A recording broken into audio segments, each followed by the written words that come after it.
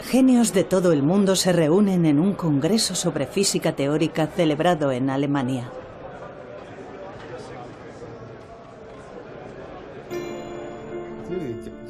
Los físicos teóricos intentan descifrar el universo solamente con fórmulas matemáticas.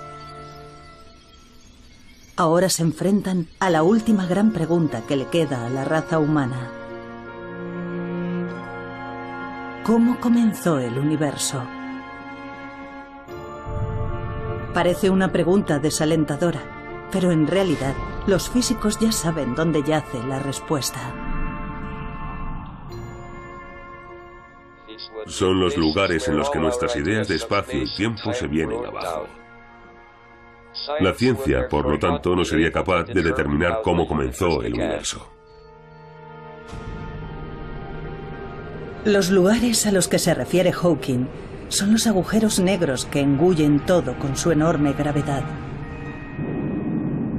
Ni siquiera la luz puede escapar de su profunda oscuridad, pero si su centro pudiera expresarse con una fórmula matemática, por fin se explicaría todo el universo. Esta sería la fórmula definitiva.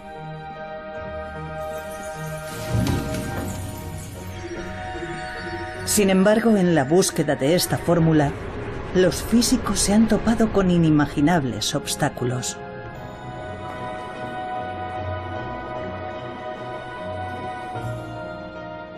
Cayeron rayos y truenos y él dijo algo así como: eso debe de ser Dios. Nos estamos acercando demasiado a la respuesta y Dios está furioso con nosotros. ¿Puede la humanidad explicar la creación del universo?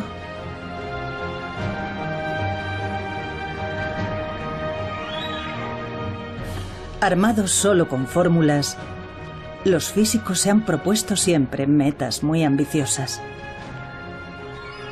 Esta es la historia de unos brillantes físicos y sus caminos recorridos a lo largo de un siglo. La fórmula definitiva.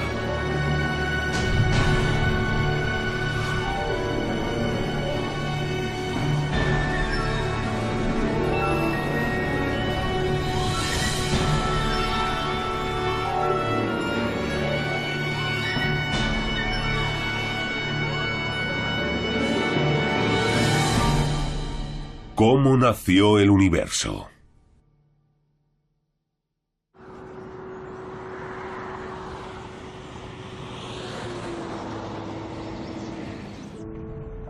Entre las montañas de Colorado, Estados Unidos, se encuentra un centro que sirve de inspiración a físicos del mundo entero y donde se reúnen todos los años. El Centro Aspen de Física ha sido testigo de muchos descubrimientos importantes. Demos la bienvenida a John Sworth. En 2012, para celebrar el 50º aniversario del centro, un distinguido físico fue invitado a pronunciar unas palabras. John Sworth es uno de los físicos que más cerca ha estado de descubrir la teoría definitiva. Nos topamos con un prometedor enfoque para llevar a cabo la idea de Einstein de una teoría unificada. Ya teníamos una teoría única sin ninguna arbitrariedad que se suponía que describía todas las fuerzas de la naturaleza. Sworth ideó una nueva teoría llamada teoría de supercuerdas. Describía un mundo, impensable anteriormente, de partículas elementales revoloteando como cuerdas temblorosas. Pero hablaremos de ello más adelante. Antes echemos un vistazo al lugar que animó a Sworth a emprender su viaje en busca de la fórmula definitiva.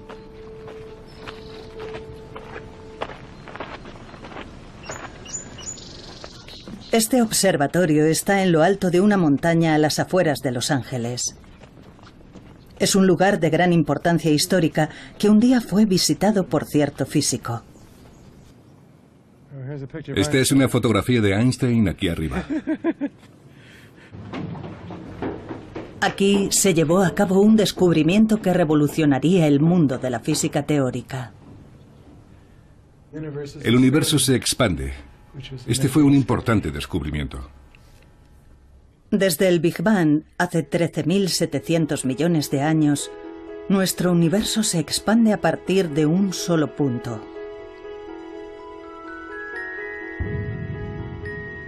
Los físicos han sido capaces de usar fórmulas para explicar todo lo que ocurrió en el mundo desde el segundo 10 elevado a la potencia menos 43 después del Big Bang.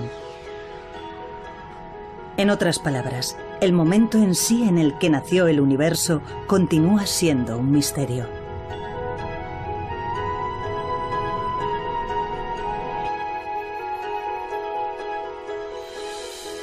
La fórmula definitiva desentrañaría los secretos del inicio del universo y explicaría todo lo que existe. Fue un brillante físico quien abrió este camino épico. Albert Einstein. Albert Einstein es una figura legendaria para la física del siglo XX.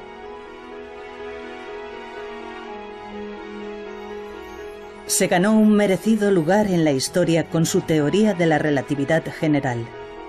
En una era sin ordenadores gigantes, logró demostrar con precisión los movimientos del universo más distante.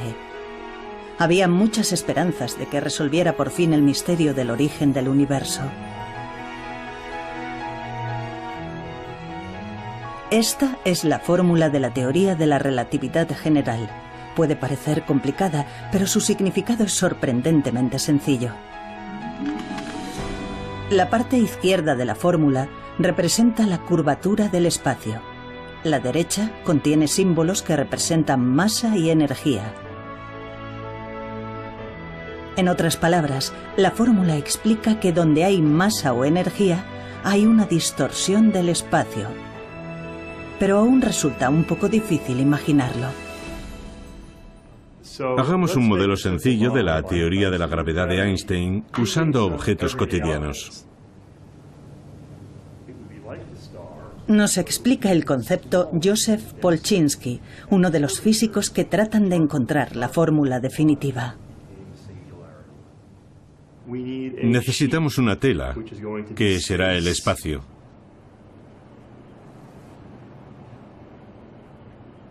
Ya tenemos un buen modelo para reproducir el efecto. Supongamos que esto es el espacio, no hay materia, y como podemos ver es totalmente plano. Pero ahora supongamos que hay una masa grande, una estrella, por ejemplo. Lo que pasará entonces es que el espacio se curvará. Si el planeta se mueve, por supuesto, no se moverá en línea recta, se moverá en círculo y orbitará alrededor de la estrella.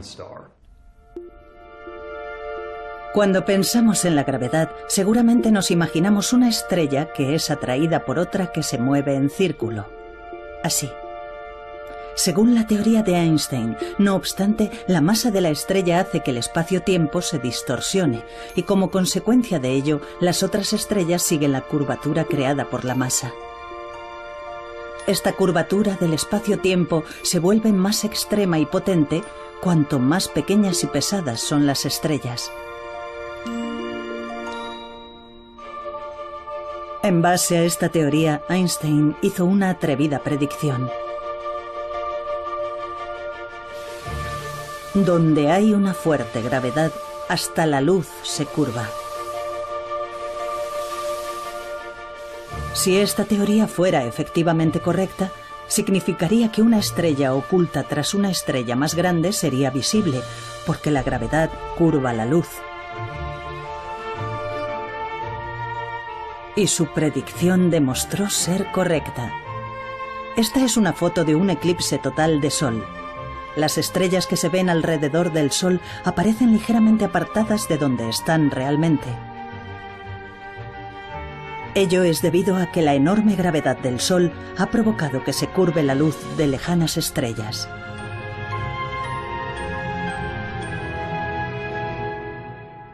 De alguna manera, existe una profunda conexión entre el hecho de que las ecuaciones matemáticas sean elegantes, utilicen muchos y modernos cálculos matemáticos y el hecho de que entren en contacto con gran cantidad de problemas físicos diferentes. Por lo tanto, creo que es necesario comprender mejor los cálculos matemáticos. ¿Cómo nació el universo? Se esperaba que la teoría general de la relatividad resolviera el mayor misterio que aún se le resiste a la humanidad, pero aún habría un obstáculo inesperado. Fue el eminente físico Stephen Hawking quien lo reveló.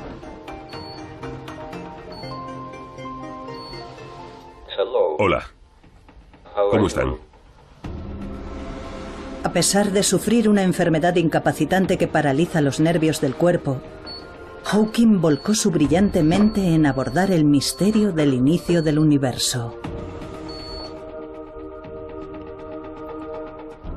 Hawking se ganó el aplauso del mundo científico por realizar un importante descubrimiento relacionado con el Big Bang que marcó el comienzo del universo. El universo se originó desde un único punto y continúa expandiéndose. Si volvemos atrás en el tiempo, podemos reconocer otro fenómeno similar. Es el fenómeno de los agujeros negros. Hawking demostró que el centro de los agujeros negros y el Big Bang eran matemáticamente lo mismo. Cuando explota una estrella enorme, se crea un agujero negro que se traga todo lo que lo rodea. Si el centro del agujero negro podía calcularse, el momento en que nació el universo también se podría explicar y analizar. Pero había un problema. Volvamos a la teoría de la relatividad general. Cuanto más pequeña y pesada es una estrella, mayor es la curvatura espacio-tiempo. Los agujeros negros, con su gravedad extrema, se hunden infinitamente hacia un solo punto. El problema era la profundidad infinita. Esta es la fórmula de los agujeros negros. Si extraemos su significado general, el resultado es algo parecido a esto. R es la distancia desde el centro de un agujero negro. Cuanto más nos acercamos al centro, mayor es la distorsión representada aquí por la letra D. No obstante, en el centro de un agujero negro, la distancia de R es 0, y por lo tanto el denominador se convierte en 0, de modo que el resultado sería infinito. Infinito significa que esta ecuación es imposible de calcular.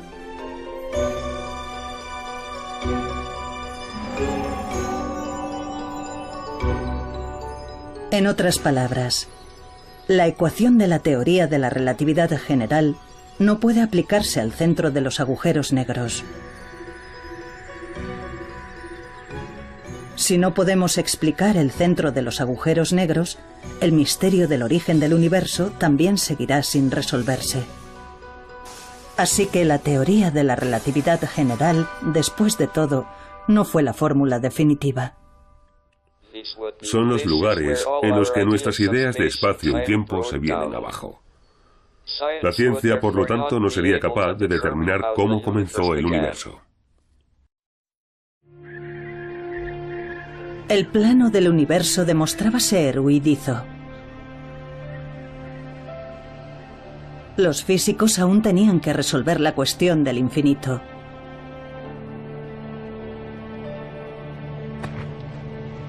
Entonces se les ocurrió una idea atrevida. ¿Por qué no combinar la teoría de la relatividad general con otra fórmula?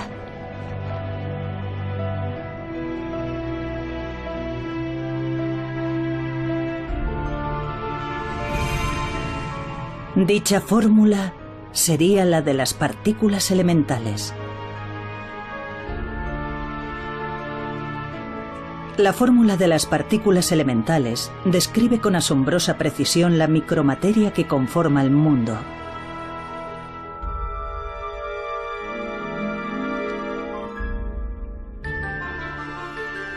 Pero, ¿por qué combinar esta fórmula con la de la teoría de la relatividad general?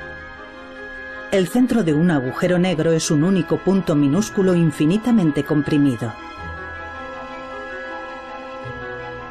Al incorporar la fórmula de las micropartículas elementales, se creyó que el problema del infinito se resolvería, y así el misterio del origen del universo se desvelaría por fin.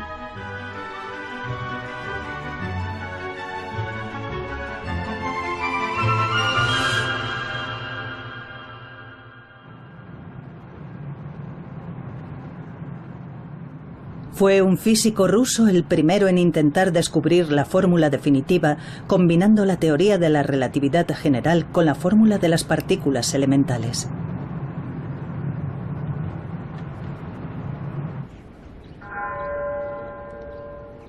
A las afueras de San Petersburgo hay un bosque apenas visitado por la gente. En él hay una lápida marcada por 2 balazos. Es la tumba de Matvei Bronstein, un brillante físico perseguido y asesinado durante la era soviética. Hola, buenos días. Su hija, de 82 años, sigue viviendo en Rusia.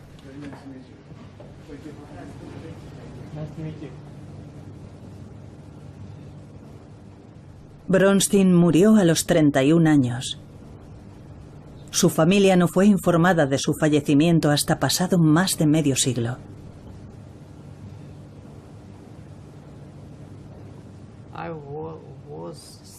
Yo tenía 6 años. Lo detuvieron el día de mi 6º cumpleaños. Todos mis recuerdos son imágenes. No recuerdo conversaciones ni situaciones.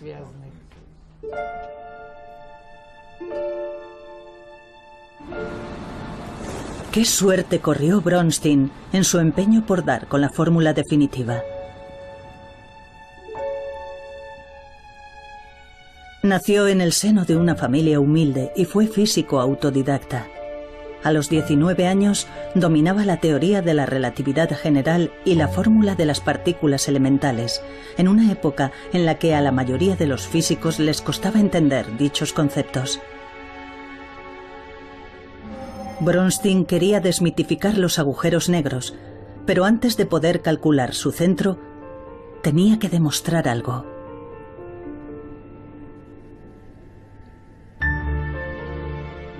Debía comprobar si las 2 fórmulas podían combinarse y funcionar juntas a nivel microscópico en el espacio que lo rodeaba.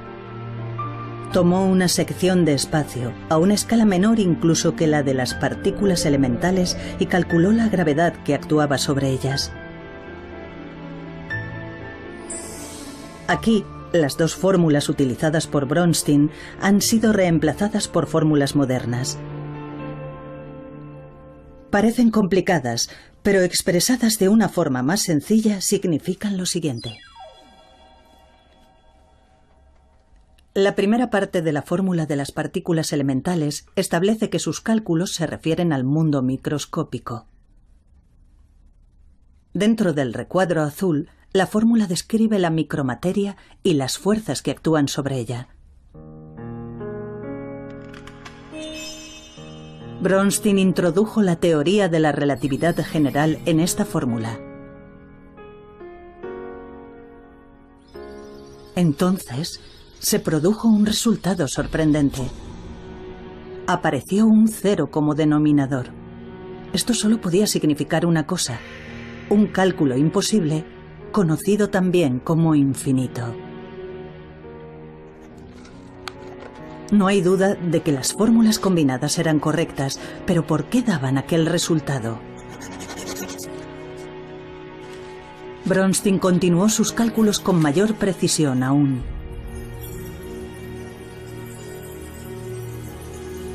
Pero, al final, solo obtuvo un número infinito de infinitos.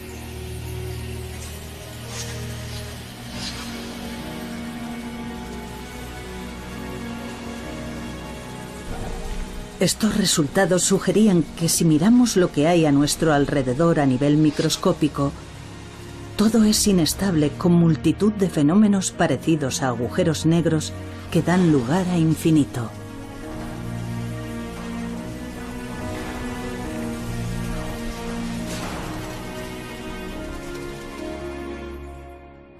Las dos teorías físicas fundamentales no funcionan juntas. No hay ninguna solución a la vista. Es un acertijo. Con el problema del infinito sin resolver, Bronstein había sacado a la luz involuntariamente otro acertijo. Estamos rodeados por una inmensa cantidad de infinitos. Mientras tanto, en la Unión Soviética ocurrían terroríficos sucesos bajo el gobierno de Stalin. Se calcula que alrededor de 1 millón de intelectuales y ciudadanos fueron perseguidos implacablemente. Los científicos librepensadores eran el objetivo más evidente. No obstante, Bronstein permanecía ajeno a todo lo que ocurría en su entorno y seguía intentando solucionar el problema del infinito.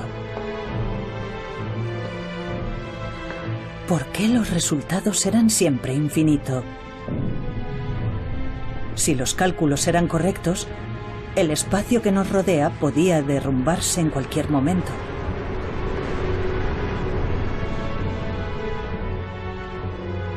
En agosto de 1937, todo acabó bruscamente. La policía secreta detuvo a Bronstein.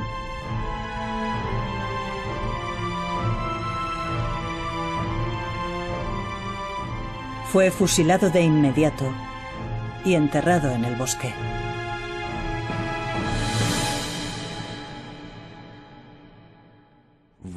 ¿Por qué Stalin ejerció aquella represión? Porque le preocupaba su poder personal. Pero semejante régimen nunca puede justificarse. Creo que si Bronstein hubiera vivido, su contribución a la resolución del problema habría sido muy importante. Tras la muerte de Bronstein, los esfuerzos por resolver el problema del infinito continuaron durante casi un siglo. Los físicos de más talento y prestigio trataron de desentrañar el misterio del origen del universo, combinando las dos grandes teorías. Pero ninguno de ellos tuvo éxito.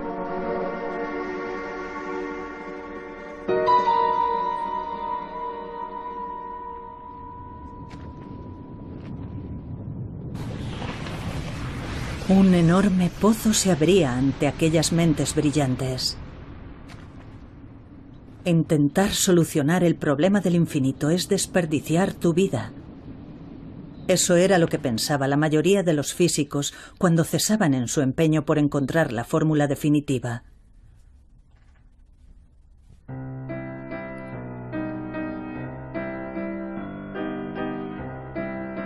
Pero en 1974 ocurrió un hecho decisivo.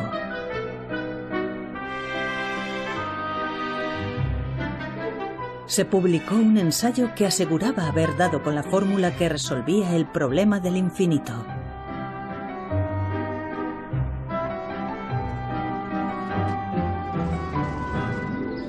Sus autores eran dos investigadores desconocidos que habían coincidido en Princeton. Aquellos jóvenes físicos eran John Swartz y Joël Scherk, de origen francés. Su investigación giraba en torno a un campo olvidado y considerado anticuado entonces: la teoría de cuerdas.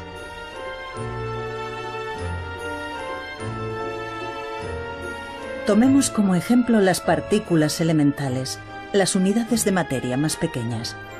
Según la teoría de cuerdas, las partículas no son puntos, sino cuerdas temblorosas con diversas formas.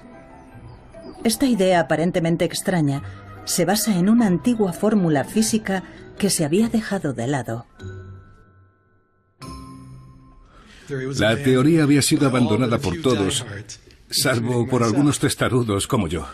Murray Gell-Mann me proporcionó un empleo durante los años en los que mi trabajo no era suficientemente valorado. Les decía a los demás que creía en la protección de especies en peligro de extinción.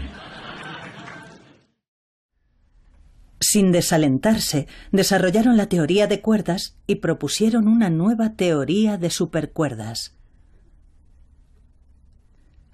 La fórmula que idearon logró resolver el problema del infinito, ahí donde la gran teoría de la relatividad general y la fórmula de las partículas elementales habían fracasado.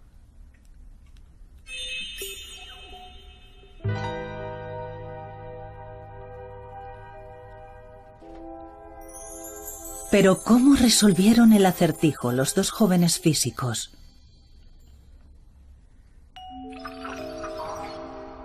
Esta es una fórmula que combina la teoría de la relatividad general y la fórmula de las partículas elementales. La parte que está dentro del recuadro expresa el hecho de que todas las partículas son puntos.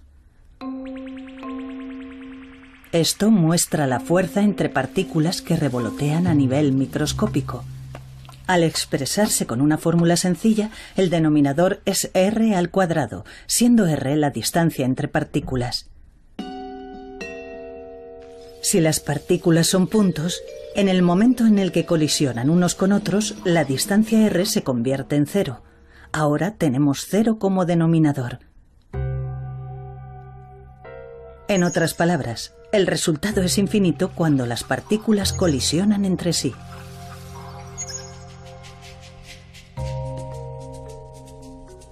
Pero como recordarán, en la teoría de supercuerdas las partículas no son puntos, sino cuerdas parecidas a gomas elásticas.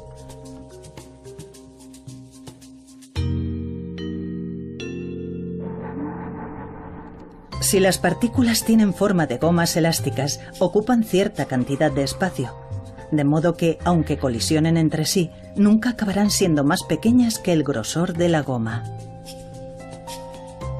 Ni siquiera en el momento de la colisión, la distancia r se convierte en 0 y por lo tanto no acabamos teniendo infinito como resultado de infinito. La teoría de supercuerdas resolvió finalmente el acertijo del infinito que había preocupado a los físicos durante casi medio siglo. Además abrió el camino para desentrañar el misterio del origen del universo. No era un problema en el que trabajaran muchas personas, pero algunos éramos conscientes de él y era un problema que había estado ausente en anteriores enfoques. Por eso, ambos comprendimos que era algo en lo que valía la pena invertir nuestros esfuerzos. Sin embargo, la mayoría de los físicos no prestaron atención a su teoría de supercuerdas.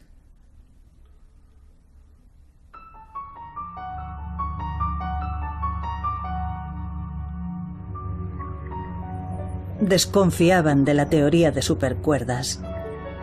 Para empezar, era demasiado diferente de la teoría de la relatividad general y de la fórmula de las partículas elementales.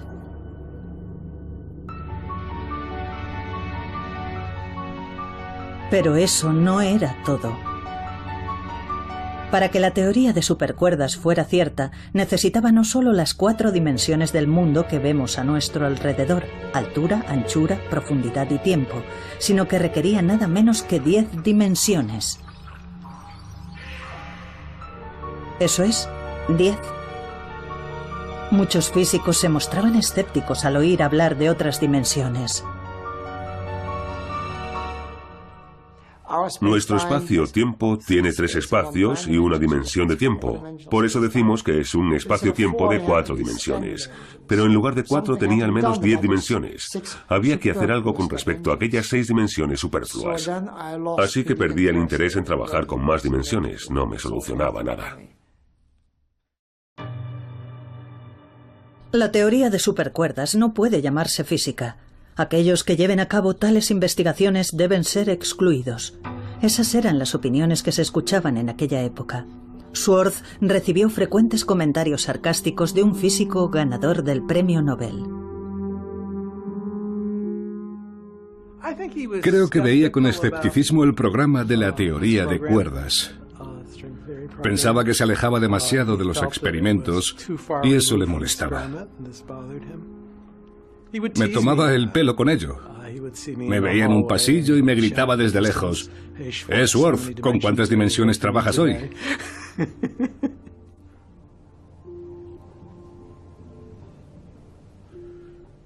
Esta fotografía no es buena. Es Joel. Schwartz y Sherk siguieron atravesando momentos difíciles.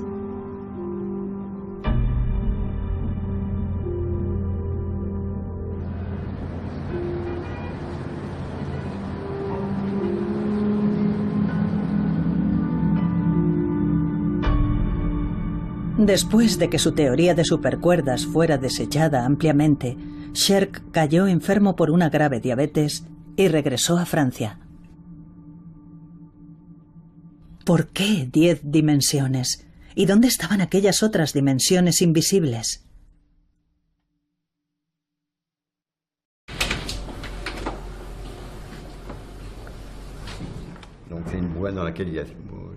Son ensayos escritos por el Dr. Sherk.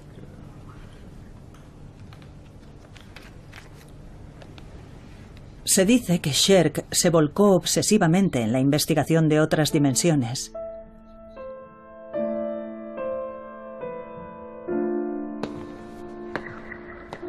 Deambulaba por las calles en busca de distintas dimensiones.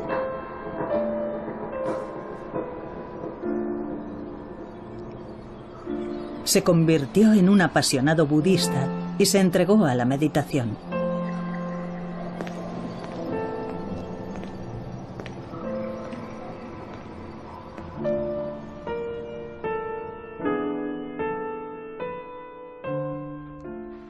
A veces se sentía aislado, porque sabía que era una de las pocas personas que trabajaban en aquello.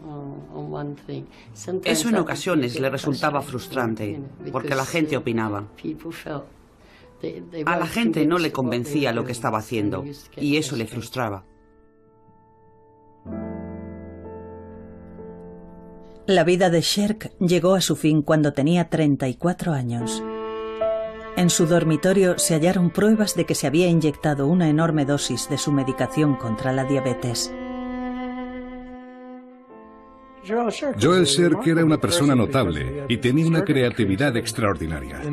Mientras trabajó conmigo sin duda contribuyó con sus ideas.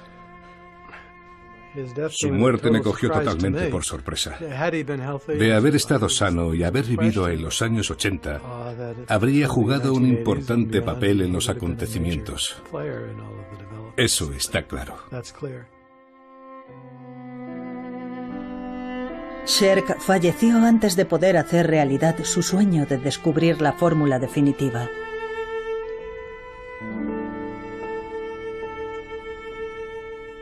Schwartz, en solitario, continuó persiguiendo la meta que su amigo no logró alcanzar.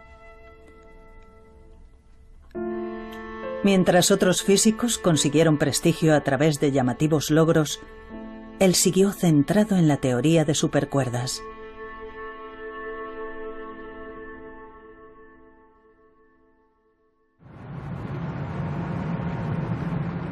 Entonces surgió otra oportunidad. Un nuevo miembro se unió a la investigación desde Inglaterra, al otro lado del océano. Se trataba del brillante físico Michael Green. Green es profesor lucasiano de la Universidad de Cambridge, un prestigioso título que antes ostentaron genios como Newton y Hawking.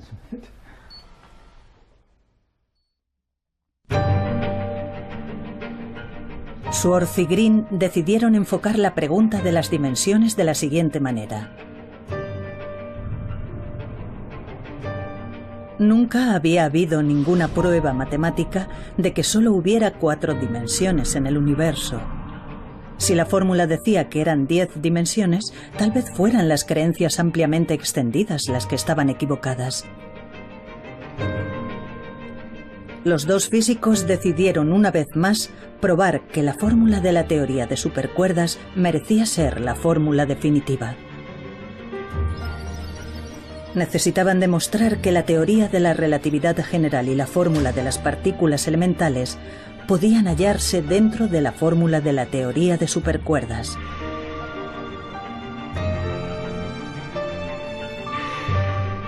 Por medio de complicados cálculos, emergieron dos fórmulas vitales.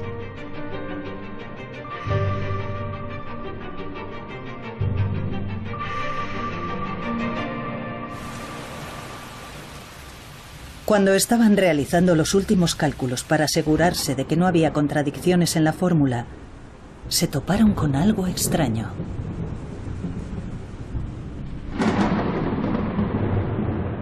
El número 496 no dejaba de aparecer una y otra vez.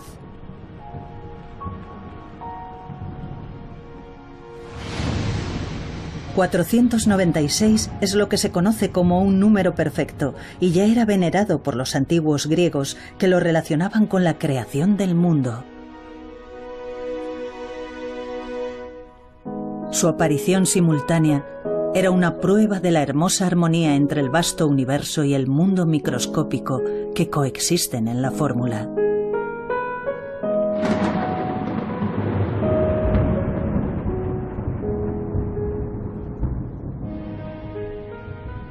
Era 496. Fue un gran momento.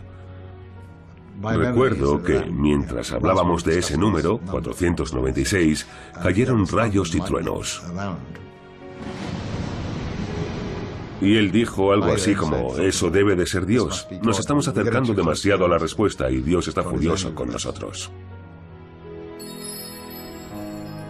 Al mismo tiempo que apareció el número 496, consiguieron combinar la teoría de la relatividad general y la fórmula de las partículas elementales sin ninguna contradicción. En aquel entonces nos pareció un milagro. Fue una situación curiosa porque nos topamos con una teoría que en cierto modo era más inteligente que nosotros, pues contenía profundas verdades que realmente no entendíamos. La noticia del descubrimiento logrado a través de sus cálculos se difundió enseguida por todo el mundo. Estaba muy emocionado y dijo, ¿os habéis enterado de la revolución? Era una época muy excitante y la gente se mostraba muy optimista porque pronto podríamos explicar el universo. Enseguida quedó totalmente claro que la teoría podía ser mucho más realista.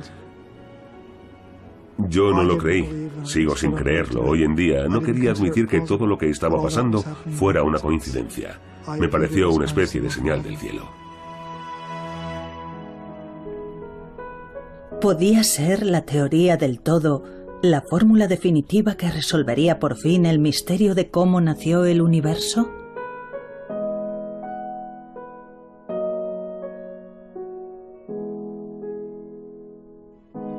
Físicos de todo el mundo se pusieron manos a la obra y empezaron a investigar la teoría de supercuerdas. De repente, la teoría de supercuerdas se encontró en la vanguardia de la física.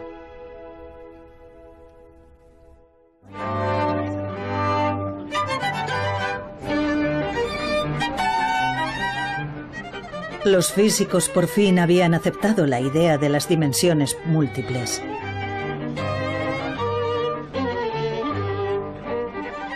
Pero ¿dónde existían aquellas dimensiones en el mundo?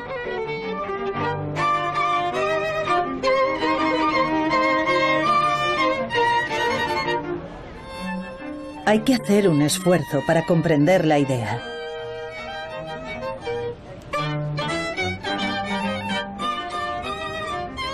Joseph Polchinski, que antes nos explicó la teoría de la relatividad general, nos explica ahora el concepto de las dimensiones múltiples.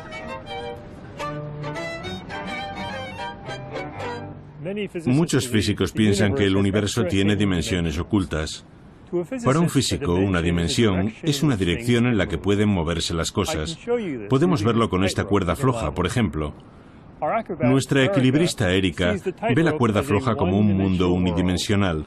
Solo puede moverse hacia adelante y hacia atrás. Para esta mariquita, que es mucho más pequeña, la cuerda es bidimensional. La mariquita puede moverse a lo largo de la cuerda o alrededor de ella. Como dice Polchinski, la cuerda es bidimensional para la mariquita. En otras palabras, al centrar nuestra atención en escalas más pequeñas, comenzamos a ver dimensiones anteriormente ocultas. Pero ¿dónde podemos encontrar ese mundo de 10 dimensiones descrito en la teoría de supercuerdas? Existe en el mundo microscópico. Un mundo tan microscópico que es la trillonésima parte de la trillonésima parte de un átomo. Estos objetos de forma extraña son lo que los físicos consideraban parte de esas otras dimensiones. Como las dimensiones están ocultas a nivel ultramicroscópico, normalmente son invisibles al ojo humano.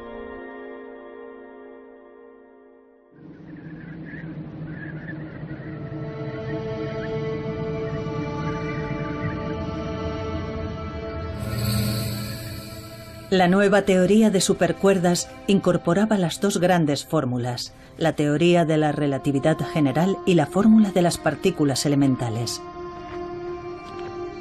¿Era esta la fórmula definitiva que descifraría por fin todo lo que hay en el universo?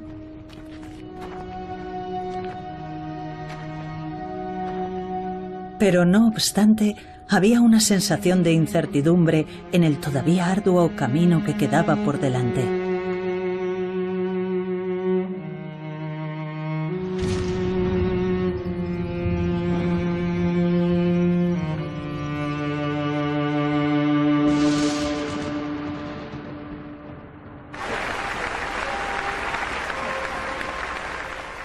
Entonces fue cuando el genio Stephen Hawking volvió a entrar en escena. Él fue quien planteó a los físicos el problema del infinito en relación con los agujeros negros. ¿Tenía la teoría de supercuerdas lo que hacía falta para ser la fórmula definitiva? Hawking respondió a esta pregunta mencionando otro problema que acechaba en la profundidad de los agujeros negros. Y así es como comienza el siguiente capítulo de nuestra historia. El nuevo problema estaba relacionado con el misterioso calor generado en el centro de los agujeros negros.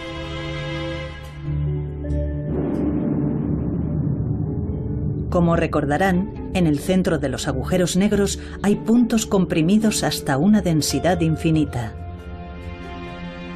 Debería ser imposible que hubiera movimiento ahí. Si las partículas elementales no se pueden mover, ¿cómo puede generarse calor? Esto se conoció como la paradoja de la pérdida de información de Hawking y se convertiría en un nuevo obstáculo para los físicos. Se mostraba muy escéptico hacia la teoría de cuerdas, pero sus argumentos parecían bastante buenos, así que era muy difícil averiguar en qué se había equivocado. Sin embargo, muchos creíamos que tenía que haber algún error, aunque no fuera evidente. Aquí es donde aparece un nuevo héroe.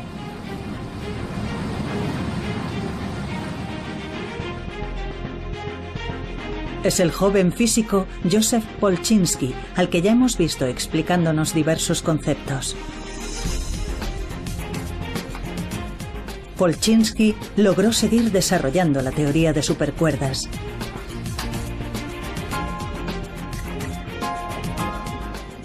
La teoría de supercuerdas describe un mundo microscópico en el que las partículas vuelan como pequeñas cuerdas temblorosas. Un día, al pasar por una lavandería durante un descanso en un congreso, a Polchinski se le ocurrió una idea. Pensó, la ropa está hecha de muchos hilos finos tejidos juntos. De forma parecida, las partículas a nivel microscópico quizá no sean cuerdas individuales, sino manojos de cuerdas. Lo realmente interesante es lo que pasa cuando tienes muchas de estas juntas. Solo unas cuantas y luego más y más.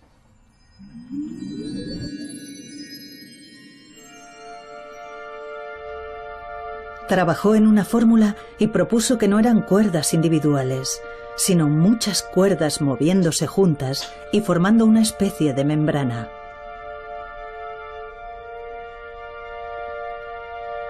Los hallazgos de Polchinski hicieron que físicos de todo el mundo trabajasen en cálculos para identificar el calor en el interior de los agujeros negros.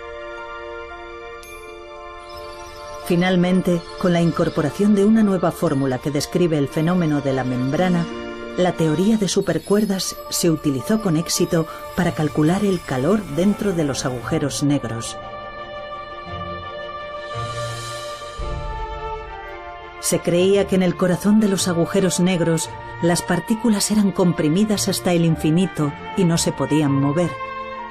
Pero en el corazón de los agujeros también podía haber dimensiones múltiples. En dichas dimensiones, las cuerdas se tejen juntas formando membranas que se mueven y generan calor. Creo que la paradoja de la pérdida de información de Hawking es uno de los grandes experimentos de la historia de la ciencia. Si no hubiera defendido con tanta vehemencia que la paradoja existía, puede que la gente no le hubiera prestado la atención que se merecía. En 2004, Hawking tomó la valiente decisión de convocar un congreso en el que reconoció que estaba equivocado.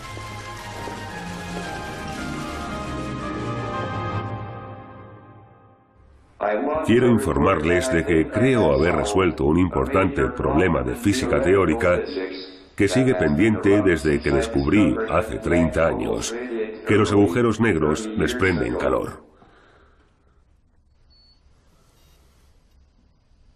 Mi ensayo sobre la pérdida de información de los agujeros negros provocó 25 años de discusiones en las que hemos aprendido mucho. Estoy encantado de que hayamos descubierto ahora que la información no se pierde. La historia lo demostrará. Hemos avanzado mucho y es posible que falte poco para descubrir la teoría definitiva.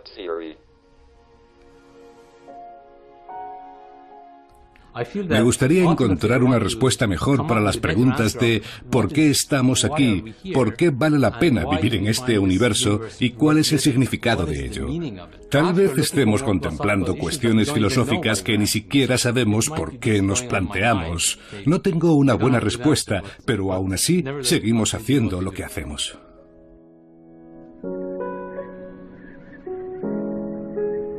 La paradoja de Hawking se superó y se había desarrollado una nueva teoría de supercuerdas.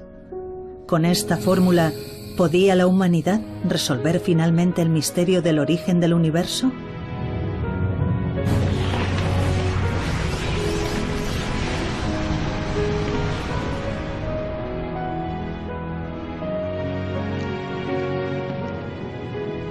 En el largo camino en busca de la fórmula definitiva, los físicos se han topado con el infinito, las dimensiones múltiples y los agujeros negros.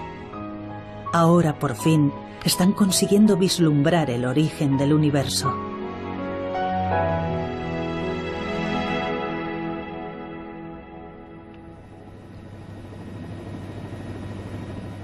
Investigadores de todo el mundo están poniendo a prueba las predicciones hechas por la teoría de supercuerdas. El CERN es el laboratorio de física de partículas más grande del mundo, donde fue descubierto el bosón de Higgs. Uno de sus siguientes objetivos es descubrir otras dimensiones. La idea es utilizar el gigantesco acelerador para desvelar las dimensiones ocultas a nivel microscópico. La atención se ha centrado también en los agujeros negros que los físicos llevan mucho tiempo estudiando en su búsqueda de la fórmula definitiva. Científicos de todo el mundo intentan ahora observar directamente la entrada de un agujero negro.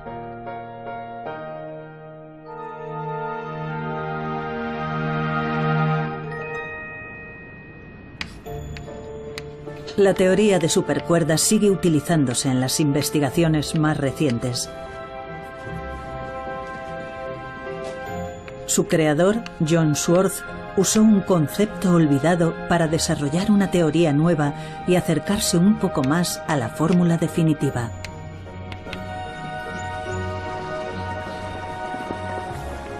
Pero empieza a pensar que quizá no viva para ver el día en el que por fin se desvelen los secretos del origen del universo.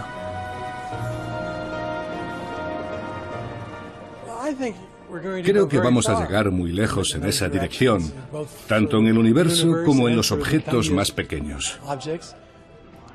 Por una parte, es triste no conocer la respuesta definitiva y por otra sería triste conocerla porque ¿qué haríamos entonces? En la búsqueda está la diversión.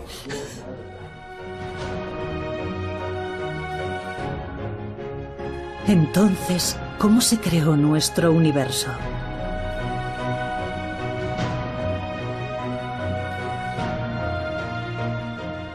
Las últimas fórmulas describen un universo de 11 dimensiones. Y lo que es más, ha surgido un nuevo problema que plantea la posibilidad de que existan nada menos que 10 elevado a 500 universos.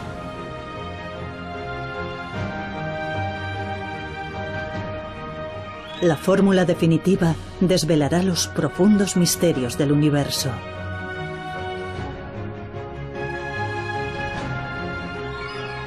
Hasta que el último de los misterios no sea desentrañado, la humanidad continuará incansable su búsqueda.